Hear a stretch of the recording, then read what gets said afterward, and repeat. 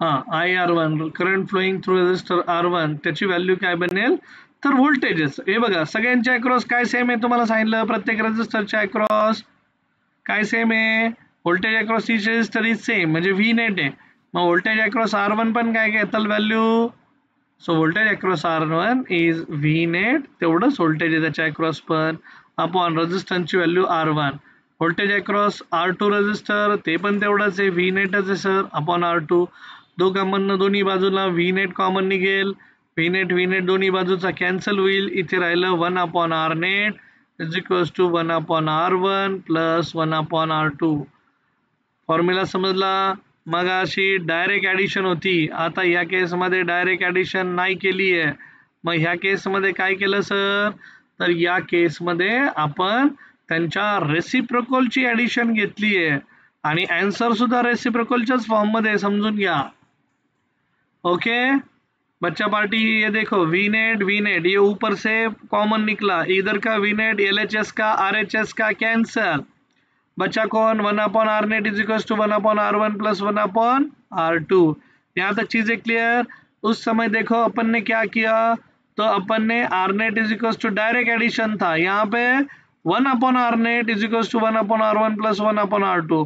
असे जर n number of resistors असतील, for n number of resistor, for n resistors, तो अपन क्या लिखेंगे फॉर्मूला, तो 1 अपॉन R नेट, हाँ 1 upon R net is equals to 1 upon R1 plus 1 upon R2 till plus 1 upon RN. Just a minute बच्चा party. माझी screen बंद होऊन डायरेक्ट मी इथे बाहेर आलोय, जर्नल सेव्ह झालं ॲक्च्युली.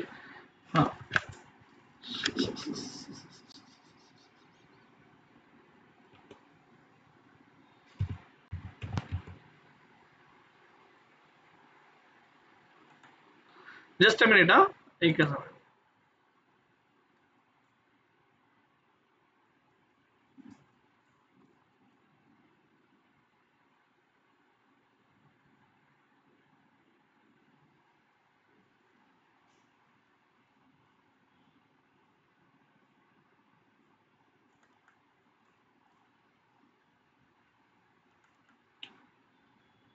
इज स्क्रीन विजिबल बच्चा पार्टी, स्क्रीन विजिबल आहे ना सर्वांना? या ओके फाईन. बरं 27 ऑक्टोबरचं आपलं जे कंटेंट्स होते ते ओपन करतोय मी. तर मग एन रजिस्टरसाठी बघा 1 upon R net is equals to 1 upon R1 plus 1 upon R2 till कुठपर्यंत जाईल आता हे लास्ट वाला बोलो 1 अपॉन RN असं जाईल. थोडंसं आज लॅगिंग मला पाहायला मिळतंय, डिले पाहायला मिळतोय, मे बी 15 दिवसातनं आज लॅपटॉप सुरू केलाय, सो त्याच्यामुळे लॅग दिसतोय मला थोडा. 1 upon R net is equals to 1 upon R1 असे सगळ्या रेजिस्टरची ॲडिशन 1 अपॉन RN पर्यंत आपण घेऊयात. आणि जर n इक्वल व्हॅल्यू रेजिस्टर असतील, for n equal value resistors, मग इक्वल व्हॅल्यूचे जर रेजिस्टर्स असतील तर काय करणार, तर जो फॉर्म्युला बनतो तो पण 1 upon R net is equals to परत एकदा 1 अपॉन R1 1 अपॉन R2 असे किती रेजिस्टर्स होते आपले, सॉरी एकच मिनिट, हे बघा असे n रेजिस्टर्स होते, प्रत्येक रेजिस्टर्स हा R वैल्यूचा, तो 1 upon R net is equals to लिखा जाता है n अपॉन R. आता एक गंमत आहे, हा रेसिप्रोकल असतो पण आपल्याला रेसिप्रोकल नको आहे, मग R net is equals to हे लिहिलं जातं R अपॉन n. ठीक आहे. सो ज्या वेळेस तुम्हाला एखाद्या सर्किटचा रेजिस्टन्स वाढवायचा आहे त्यावेळेस resistance should be connected in series, आणि एखाद्या सर्किटचा, इलेक्ट्रिक सर्किट बद्दल बोलतोय मी, एखाद्या इलेक्ट्रिक सर्किटचा तुम्हाला रेजिस्टन्स कमी करायचा आहे तर तुम्ही त्या ठिकाणी रेजिस्टन्स हे पॅरलल मध्ये कनेक्ट करायचे. ठीक आहे. मग आता हे बघा मगाशी जो 2 रेजिस्टर वाला फॉर्म्युला होता, इन केस ज्यावेळेस आपण 2 रेजिस्टर्स कनेक्ट करतो तर आपल्यासाठी फॉर्म्युला आला होता 1 upon R net is equals to 1 upon R1 plus 1 upon R2.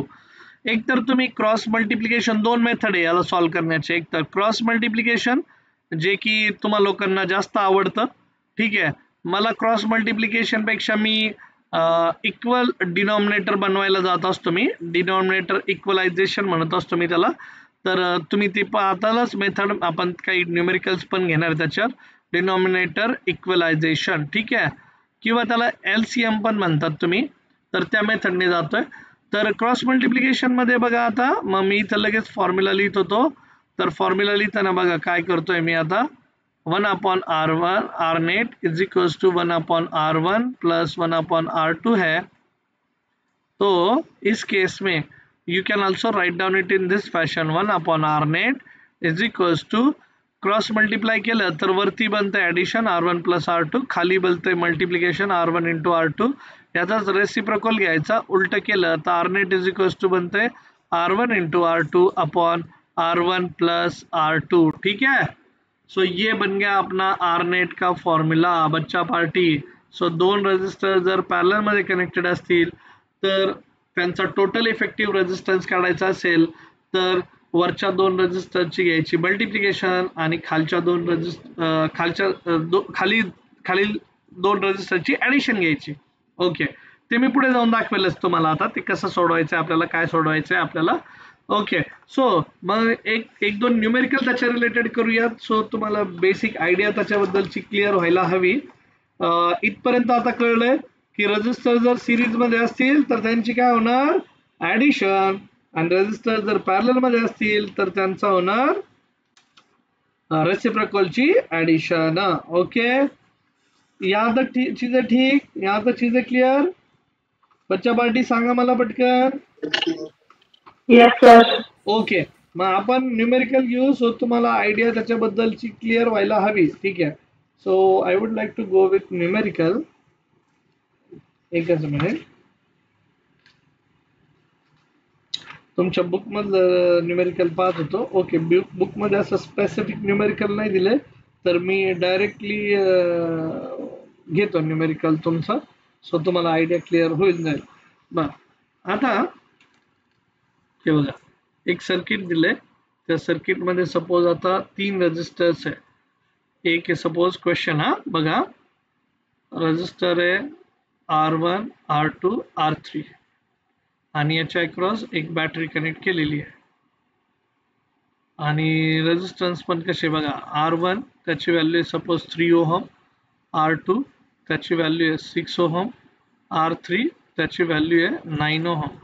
मग आता 3, 6, 9 हे तिन्ही रेजिस्टर्स कसे कनेक्टेड आहे ते पहा, मला सांगा, ओळखून सांगा, आणि कसं ओळखायचं तेही मला सांगा, ठीक आहे. आणि इथं बॅटरी अप्लाय केली 18 व्होल्ट. बरं, चला सांगा बरं पटकन, मग तिन्ही रेजिस्टर्स कसे कनेक्टेड आहे, सिरीज, पॅरलल. कारण प्रश्न ते हा एकच मिनिट, प्रश्न ते असं विचारतात की पहिल्यांदा काय फाइंड करायचंय बघा. तर पहिल्यांदा ते म्हणतात की हा सर्किटचा टोटल रेजिस्टन्स ऑफ सर्किट, ठीक आहे, हे फाइंड आउट करा असं ते विचारताय आपल्याला. दुसरं, current flowing through this circuit, total current flowing through circuit, total current through circuit, ठीक आहे, असं ते आपल्याला बोलतायत आता फाइंड आउट करायला.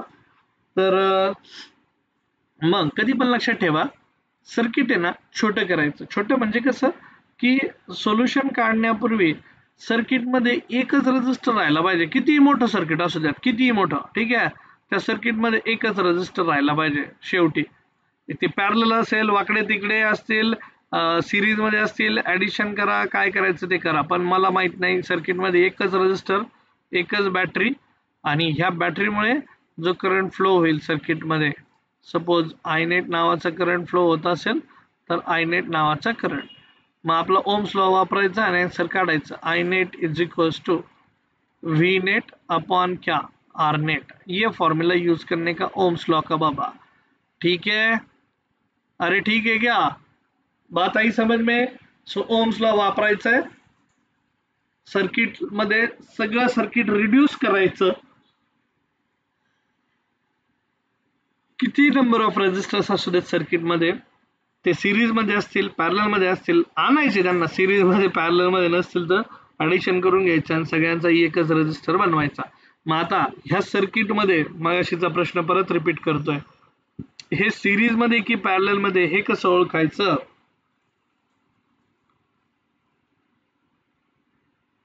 तर ओळखण्याची मेथड सांगितलेली आहे मी.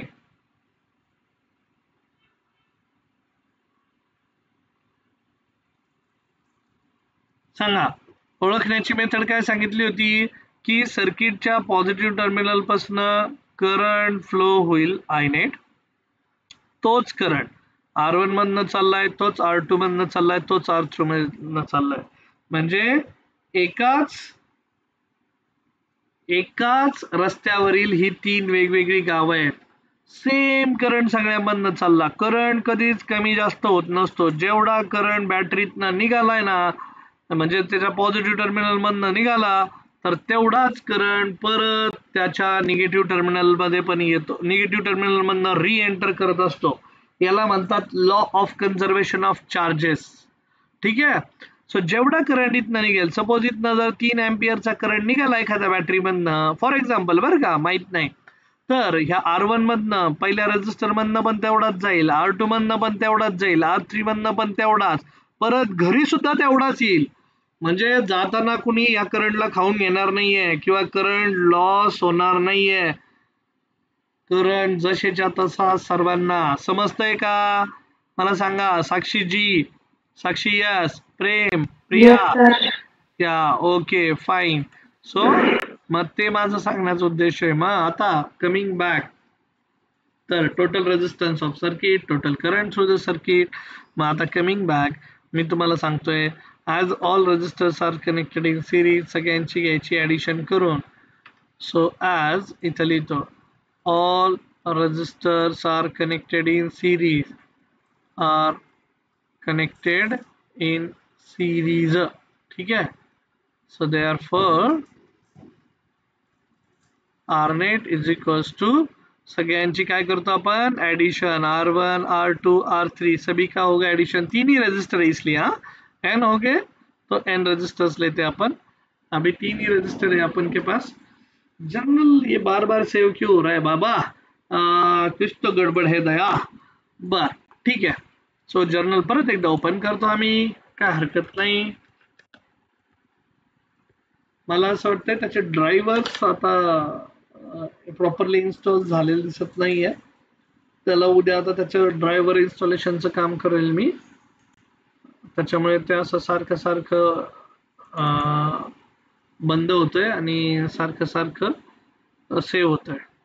ठीक आहे, एकच minute, sorry for the interruption. Flow मध्ये होतो आपण चांगल्या टॉपिकच्या.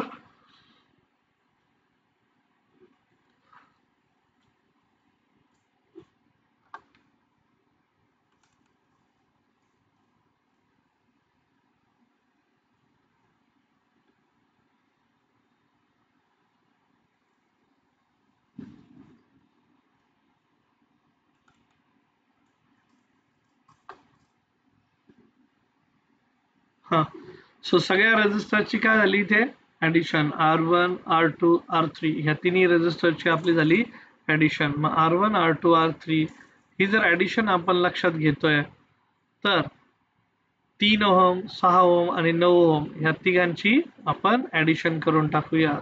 3 6 and 9. सो टोटल कितना बना 18 ओहम. सो ये बना मेरा R नेट. बरं, V नेटची व्हॅल्यू किती आहे? टोटल व्होल्टेज किती अप्लाय केलं तर सर्किटला? 18. हा, स्क्रीन दिसतीये ना सर्वांना? 18 केलं होतं.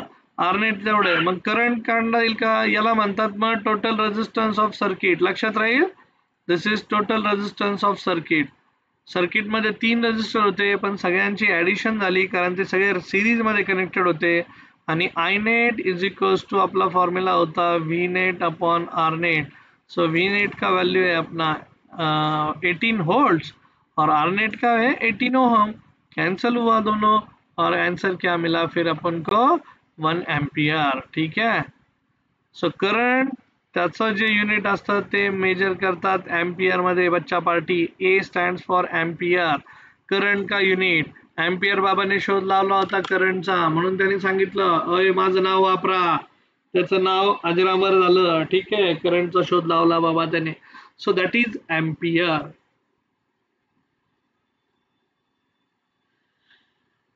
सिमिलरली आता मी हेच 3 रेजिस्टर्स पॅरलल मध्ये तुम्हाला जोडून दाखवतो बच्चा पार्टी. बघा, मग सपोज क्वेश्चन आहे माझा आता, तेच 3 रेजिस्टर सपोज पॅरलल मध्ये असतील. पॅरलल मध्ये पहिला रेजिस्टर होता 3, दुसरा होता 6, तिसरा होता 9.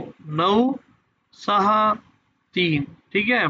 So this is R1, this is R2, this is R3. Okay, 9 ohm 6 ohm. आणि ह्या तिघांची आपण आता तिघही कसे कनेक्टेड आहेत पॅरलल मध्ये. सो पॅरलल मध्ये कनेक्ट झाल्यानंतर इथं तुम्ही पाहताल खाली इथे एक बॅटरी पण आहे. So that battery is V-net. ठीक आहे, V-net बॅटरी इज लाईक, परत एकदा तेवढंच घेतलं 18 व्होल्ट. आता रेजिस्टर सिरीज मध्ये की पॅरलल मध्ये ओळखा बरं. कसं ओळखलं? Parallel. पॅरलल मध्ये कसं ओळखलं साक्षीजी?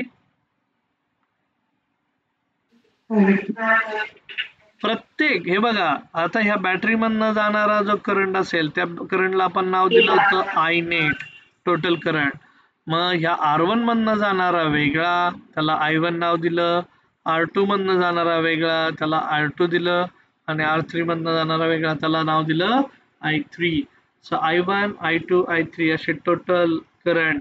सो बच्चा पार्टी, प्रत्येक रेजिस्टर मधनं सेपरेट करंट चाललाय, वेगळा वेगळा करंट चाललाय, वेगवेगळ्या पाथने चाललाय, वेगवेगळ्या रस्त्याने चाललाय. म्हणून हे सगळे रेजिस्टर्स कसे कनेक्टेड आहे? सिरीज मध्ये. आपल्याला काय फाइंड आउट करायला विचारतात मग, तर आपल्याला म्हणतात पहिलं तर रेजिस्टन्स, नेट रेजिस्टन्स काढा सर्किटचा. त्यानंतर आपल्याला सांगतात की total current supplied by the circuit किती असेल. मग आता बच्चा पार्टी सोल्युशन स्टार्ट करतानाच म्हणायचं ॲज करंट फ्लोईंग थ्रू इच रेजिस्टर्स आर डिफरंट. ठीक आहे, बरोबर. As current flowing through, as current, हे मला आहे ना ह्या विंडोज जर्नलचाच प्रॉब्लेम वाटतोय बरं का, आपल्या याचा प्रॉब्लेम नाही आहे हा रायटिंग पॅडचा. As current flowing through each resistor, flowing through each resistor, each resistor is different, hence they are connected in, bola, hence they are connected in parallel. Okay, fine. So connected in parallel. आणि मग parallel साठी आपला formula मगाशी शिकवला तुम्हाला. बघा आपला formula आता इथं वापरायला येणार आहे. 1/R net is equals to 1/R1 plus 1/R2 plus 1/R3. So 1/R1 value 1/R1 पहिल्याची 3 ओहम, दुसऱ्याची सर 6 ओहम, तिसऱ्याची सर 9 ओहम. सो आता यांचा इफेक्टिव्ह काढायचा आहे. मी तुम्हाला 2 मेथड सांगितल्या होत्या. कुठल्या 2 मेथड होत्या सांगा बरं साक्षी, यस, प्रेम. पहिली मेथड होती क्रॉस मल्टिप्लिकेशनची आणि दुसरी मेथड होती डिनॉमिनेटर, इक्वलायझेशन ऑफ डिनॉमिनेटर. मग आपण यांचा LCM करूयात आणि सगळ्यांचा डिनॉमिनेटर इक्वल करून टाकूयात. मग सांगा बरं कुठला फॅक्टर घेईल डिनॉमिनेटर इक्वल करायला? कोणाला सांगायला आवडेल का? 3चा पाडा, 6चा पाडा, 9चा पाडा. लिस्ट कॉमन मल्टिपल 18 येईल का? बर, मग 18 ला सर्वांनी मल्टिप्लाय होते का बघा. मग मी लिहितो, हे बघा आता ज्यावेळेस तुम्ही एखादा पाडा घेताय मल्टिप्लाय करण्यासाठी, 18 ला घेण्यासाठी 3 ला कितीने मल्टिप्लाय करावं लागेल? 6 ने. मग खाली डिनॉमिनेटरला केलं तर न्यूमरेटरला पण करावं लागतं. ठीक आहे, मिनिंग चेंज होता कामा नये. 1/3 जसे तसा दिसला पाहिजे, कारण असा आला 6 परत कॅन्सल झालं तर 1/3 माझा जसे तसा आला पाहिजे. सिमिलरली इकडे 1/6 आहे. सो मग इथं लिहिताना काय लिहिल आता? 1 × 3 डिवायडेड बाय 6 × 3 म्हणजे 18 येईल. खाली इथं पण आता 1 × 2 अपॉन 9 × 2. ठीक आहे, सो खाली 2 ने वर 2 ने, इथे पण खाली 6 ने वर 6 ने, इथे 3 ने 3 ने, 2 ने 2 ने. नंबर सांगा मग आता. सो ये बना 6/18 ओके सर, दूसरा 3/18 ओके सर, तीसरा 2/18 correct okay. So this is 1/r net. मग आता सगळे जर तुम्ही पाहताल सगळ्यांचा डिनॉमिनेटर सेम आहे आणि डिनॉमिनेटर जर सेम असेल तर न्यूमरेटरचे होते ॲडिशन. मग काय बनेल 6 + 3 + 2 डिवायडेड बाय 18. सो ही जी व्हॅल्यू आली आपली ही बनली 1/r नेट बरोबर का. सो 6 आणि 3 9 2 11 11/18 विच इज 1/r नेट. ठीक आहे. सो मला आर नेट मध्ये इंटरेस्ट आहे, 1/r नेट मध्ये नाहीये. मग रेसिप्रोकल घेऊन टाका त्यांचा. मग रेसिप्रोकलची व्हॅल्यू म्हणजे उलटा. Therefore R net is equals to मेरा बना 18/11 और रेजिस्टन्स का युनिट क्या बाबा हो. कुठल्या बाबाने शोध लावला रेजिस्टन्सचा. बाबाचं नाव सांगा. साक्षीजी, साक्षी यस, प्रेमजी, प्रिया के. ओहम. ओहम बाबाने शोध लावला म्हणून रेजिस्टन्स युनिट पण काय आलं ओहम. सो ज्यावेळेस रेजिस्टन्स अशा पद्धतीने पॅरलल मध्ये कनेक्टेड असतील तर तुम्ही बिनधास्त equalization of denominator he method आत्मसात करा. मला आहे ना मुलांना बेसिक द्यायचंय बेसिक, आणि तुम्ही ना ऍप्लिकेशनच्या नादात हे बेसिकच कुठेतरी विसरता आणि मग न्यूमेरिकल सॉल्व्ह करणं डिफिकल्ट होतं आणि आन्सर काढणं तर लांबच जातं. ठीक आहे. सो त्यामुळे आर नेटची व्हॅल्यू सिंपल बट स्वीट पद्धतीने आपण काढली. आता आपला मोर्चा वळवायचा आय नेट कडे. टोटल करंट म्हणजे आता जे पूर्ण सर्किट आहे बच्चा पार्टी लोक, जे 3 रेजिस्टर पॅरलल होते त्यांच्याऐवजी आता त्याला रिड्यूस करून एकच रेजिस्टन्स येईल, त्याचं नाव आहे आर नेट, ज्याची व्हॅल्यू आहे 18/11 ओहम. आणि यांच्या अक्रॉस आता एकच बॅटरी राहील. ती बॅटरी म्हणजे कोण तर व्ही नेट नावाची बॅटरी. ठीक आहे. आणि व्ही नेट किती होतं आपलं 18 व्होल्ट. मग आपला फॉर्म्युला सांगा. या सर्किट मधनं ह्या सर्किट मधनं जो करंट फ्लो होणार आहे, त्या सर्किट मधनं जो करंट फ्लो होतोय आय नेट, तर तो सर्किट मधला करंट आय नेट असा म्हणजे कसं करता येईल आपल्याला तर I net is equals to आपण लिहूया तिथे V net upon R net. मग व्ही नेटची व्हॅल्यू घेतली 18, आर नेटची व्हॅल्यू घेतली आपण 18/11. ठीक है. मग ये 11 ऊपर चला जाएगा, ये 18 कैंसल, ये 11 ऊपर चला गया, तो total current supplied by the circuit is 11 ampere. ठीक है. चीजें क्लियर यहाँ तक. हेलो बोला बरं पटकन. साक्षी जी, साक्षी यस, प्रेम, प्रिया के बोला. प्रिया तुझं आज पहिलं सेशन आहे फिजिक्सचं. समजतायत का स्टेप, समजतायत का. या ओके फाईन. या ग्रेट. सो मग लक्षात घ्या सिंपल असतं टेक्निक, पण फक्त त्याला अवघड पद्धतीने पुस्तकात समजून सांगितलेलं असतं म्हणून पुस्तकातली भाषा आपल्याला कळत नाही. मग शिक्षकाचा रोल काय, त्या अवघड गोष्टी तुम्हाला सिंपल वेने तुम्ही जे शिकले त्या भाषेत त्याच भाषेत शिकवतोय मी, म्हणजे त्याच पद्धतीने शिकवतोय जे इक्वलायझेशन ऑफ डिनॉमिनेटर मॅथमॅटिक्सचे कन्सेप्ट आहे, पण न्यूमेरिकल सॉल्विंग मध्ये कसं अप्लाय करायचं, त्या टेक्निक कसं वापरायचं हे मी तुम्हाला शिकवतोय. मग सर्किट आपलं सॉल्व्ह झालं, आपल्याला व्हॅल्यू आली. आता सपोज एखाद्या सर्किट मध्ये रेजिस्टर सिरीज मध्ये आणि पॅरलल मध्ये दोन्ही एकत्र दिलं, मग काय करायचं. अरे बापरे, घाबरायचं नाही. ठीक आहे. मग क्वेश्चन काय तर आता सपोज एक सर्किट आहे, त्या सर्किट मध्ये 2 रेजिस्टर दिलेत अशा प्रकारे. बघा मी तुमच्या समोर काढतो. आता 2 रेजिस्टर्स कसे आहेत आणि तिसरा रेजिस्टर कसा आहे. हा R1 आहे. सपोज R1 आणि R2 ची जी व्हॅल्यू आहे ना ती दिली आहे त्यांनी, ही दिली आहे 3 ओहम. R2 ची व्हॅल्यू दिली आहे सपोज 6 ओहम आणि R3 ची जी व्हॅल्यू दिली आहे ती दिली आहे सपोज त्यांनी 5 ओहम. आणि यांच्या अक्रॉस एक आता बॅटरी जोडली आहे, त्या बॅटरीचं व्होल्टेज जे आहे ना ते दिलंय त्यांनी 14. बघा कन्सेप्ट क्लिअर करायचं म्हटलं ना तर तुम्हाला आहे ना न्यूमेरिकल सोडवावं लागतील, वारंवार सोडावं लागेल, कारण प्रत्येक न्यूमेरिकल मध्ये तुम्हाला सोडेल अरे वेगळं काही घडतंय का, वेगळं काहीच घडत नाही, आता फक्त त्यांनी कॉम्बिनेशन दिलंय. मग आता मला सांगा पहिल्यांदा इथून जर करंट फ्लो व्हायला सुरुवात झाली तर तो करंट इथे येऊन काय होणार आहे, त्याची विभागणी होणार आहे, स्प्लिट होईल, थोडा करंट R1 मधनं जाईल, थोडा करंट R2 मधनं जाईल, दोघांची परत ऍडिशन होऊन तोच करंट R3 मधनं जाईल. ठीक आहे, म्हणजे बघा R3 मधनं पण I नेटच चाललाय, इथून पण I नेट फक्त स्प्लिट झाला. मग मला सांगा R1 आणि R2 कसे कनेक्टेड आहे, सिरीज मध्ये की पॅरलल? R1 आणि R2 बद्दल बोला फक्त. दोघांमधनं जाणारा करंट वेगळा आहे की सेम आहे, याचं उत्तर द्या.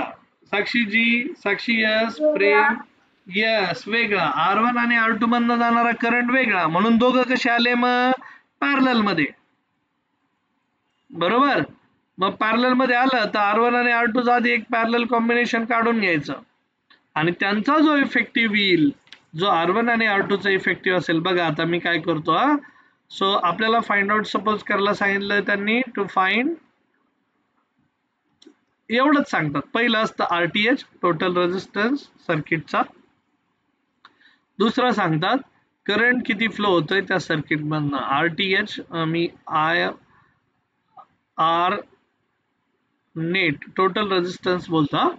ठीक आहे, या सर्किट मधनं, ह्या सर्किटचा टोटल रेजिस्टन्स किती, या सर्किट मधनं टोटल करंट किती सप्लाय होईल.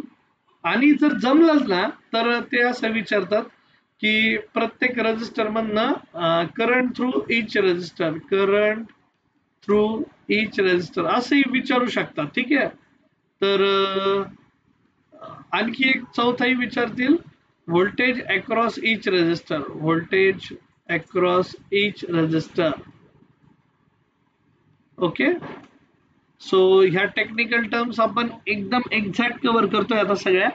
तर पहिल्यांदा आर नेट काढायचंय. आर नेट काढायचं म्हणजे काय करायचं नेमकं, आता लक्षात घ्या, मी तुम्हाला 2 मिनिटं ब्रेक देतो शेवटचा, पण लक्षात घ्या आता R1 आणि R2 हे दोघं पॅरलल मध्ये होते, R1 in parallel with R2, हे पॅरललचं सिम्बॉल काढले बरं का मी, ह्या 2 लाईन म्हणजे, आणि मग त्यांचा इफेक्टिव्ह इथे येईल, त्याला नाव दिलं सपोज आपण RP, आणि तो RP आणि इकडचा सपोज R3, हे दोघं कसे दिसत आहेत रे सांगा बरं आता.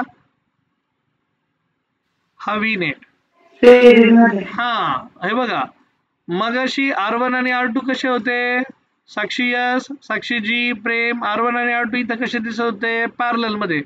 कसं ओळखलं, त्यातनं फ्लो होणारा करंट वेगळा आहे, मग तुम्ही त्या पॅरललचा एकच रेजिस्टर बनवला, म्हणजे फक्त याला रिप्लेस केलंय बरं का, फक्त एवढ्या सर्किटला रिप्लेस केलं, त्याच्यावरनं आपण एक रेजिस्टर बनवला, सिंपल रेजिस्टर, त्याचं नाव दिलं RP.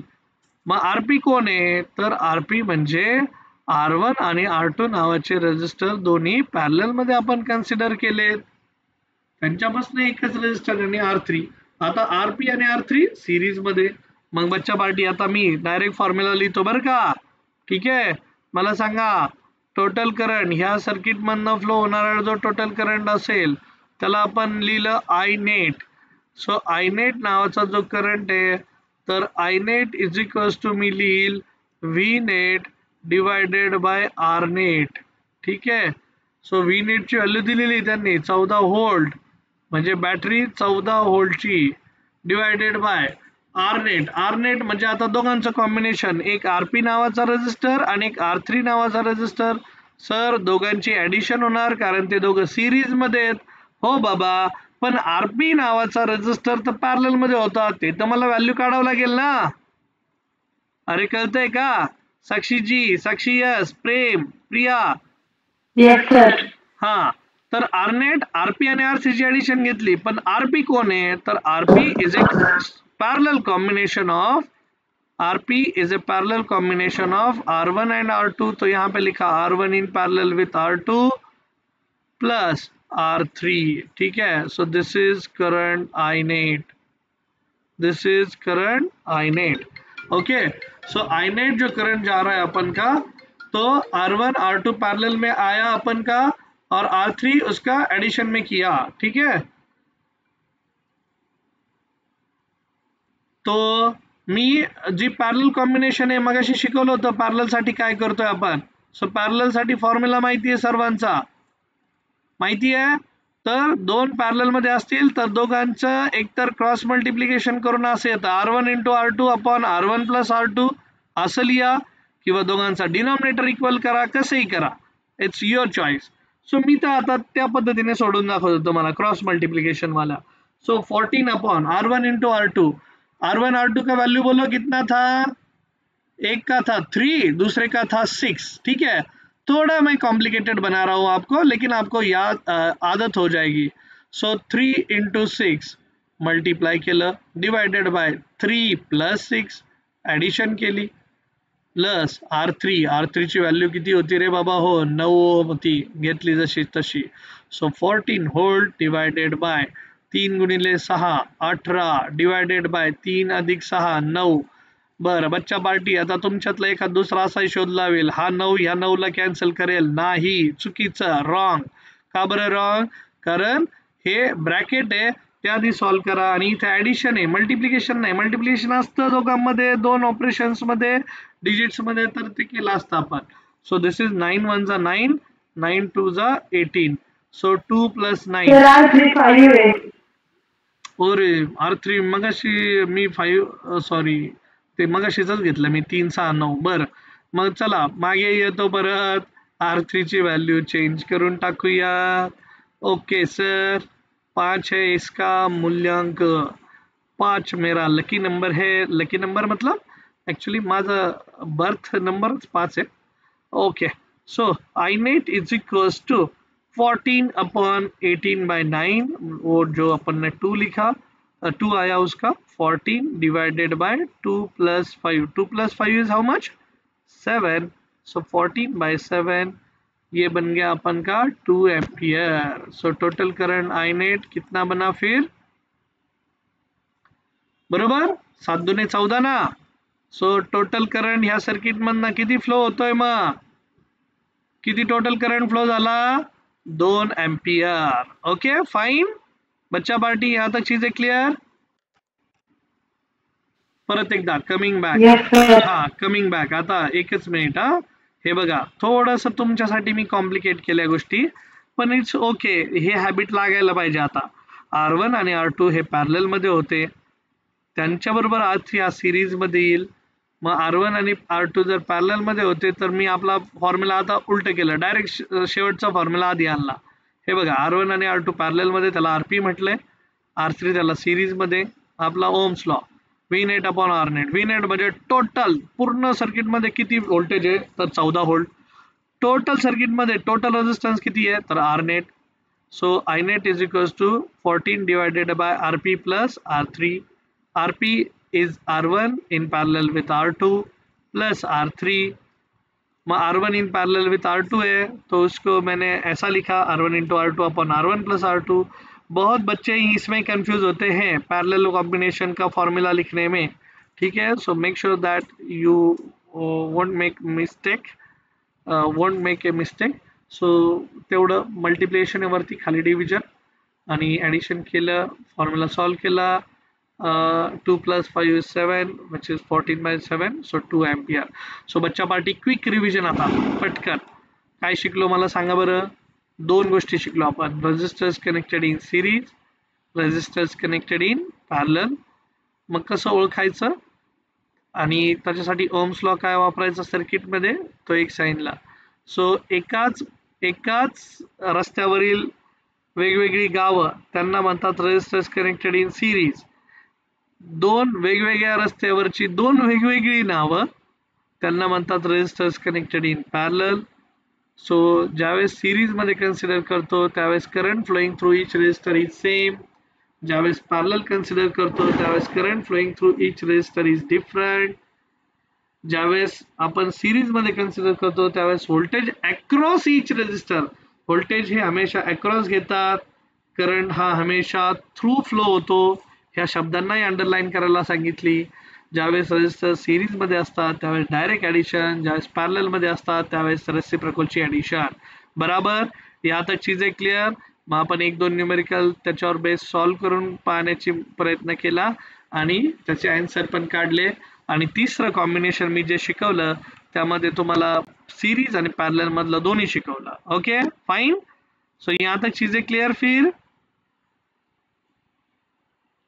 साक्षी या ओके साक्षी जी साक्षी Yes, sir. प्रेम प्रियम ओके फाइन देन. ठीक आहे मग चालेल मग. सो सोमवार मंगळवार बुधवार जे चेंज झाले शेड्यूल मध्ये ते तुम्ही पाहतायच आहात. Because of non availability of chemistry faculty. Madam फिरायला गेल्यात सध्या फॅमिली सोबत, म्हणजे आधीच फिरायला गेल्यात दिवाळीच्या काळात. तर मग त्यांची ट्रिप ऑलरेडी लांबणीवर आहे, तर 3 दिवस she is out of town and she will join us from Thursday onward. So Thursday ला पासन मी ग्रुपवर तसं शेड्यूल अनाऊन्स करेलच. थांबूयात तोपर्यंत नोट शेअर करतो. मॅथमॅटिक्सचा सेशन 5 मिनिटात सुरू होईल तुमचं. Okay thank you bye bye see you शब्बा केअर.